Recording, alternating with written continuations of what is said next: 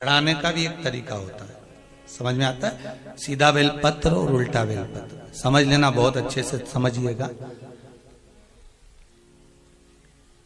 शिव जी के सम्मुख में शंकर भगवान के शिवलिंग पर जब बेलपत्र चढ़ता है तो बेलपत्र का जो सीधा भाग होता है वो शिव जी के शिवलिंग पर होना चाहिए, उल्टा भाग ऊपर होना चाहिए। बहुत ध्यान से समझना हो। जब नंदीश्वर को बेलपत्र चढ़ाते हो, नंदी जो बाहर होता है उसको बेलपत्र चढ़ाते हो, तो नंदी को दो जगह बेलपत्र चढ़ती है, आपको ध्यान में होगा।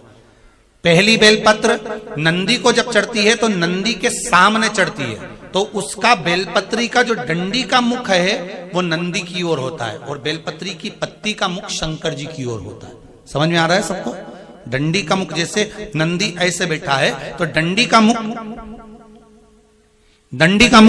नंदी की ओर होगा, पत्ती का मुख शिव के, और ये सीधी की सीधी नंदी के सामने नीचे रखा जाती है, नंदी के सामने। और एक बेलपत्र जब नंदी के ऊपर चढ़ती है तो डंडी का मुख शिव जी के ऊपर होता है और इस पत्ती का मुख नंदी के सिर पर नंदी की ओर होता है। ये दोनों में बहुत अंतर है महाराज।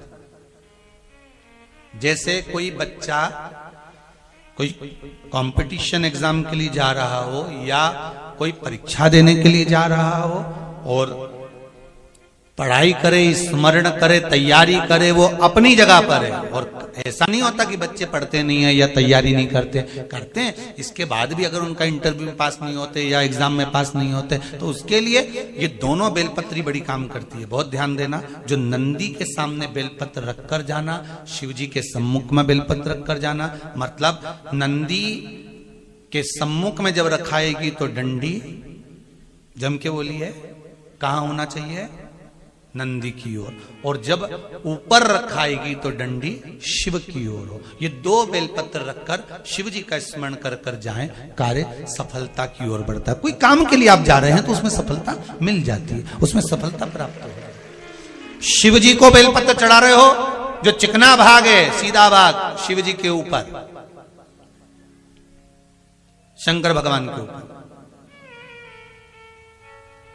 थाली में अगर शिवलिंग का निर्माण कर रहे हो, पार्थिव शिवलिंग का निर्माण कर रहे हो, तो थाली में जब बेलपत्र रखोगे तो सीधी रखोगे, फिर उसके ऊपर शिवलिंग का निर्माण करो।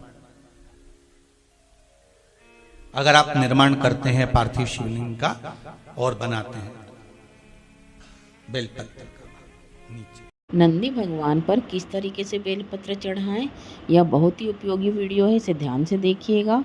अभी सावन का पवित्र महीना भी आने वाला है, तो इस तरीके से बेलपत्र चढ़ाएं, जो कि बहुत ही उपयोगी है और बहुत ही फलदायी है। वीडियो पसंद आया हो तो लाइक करिएगा।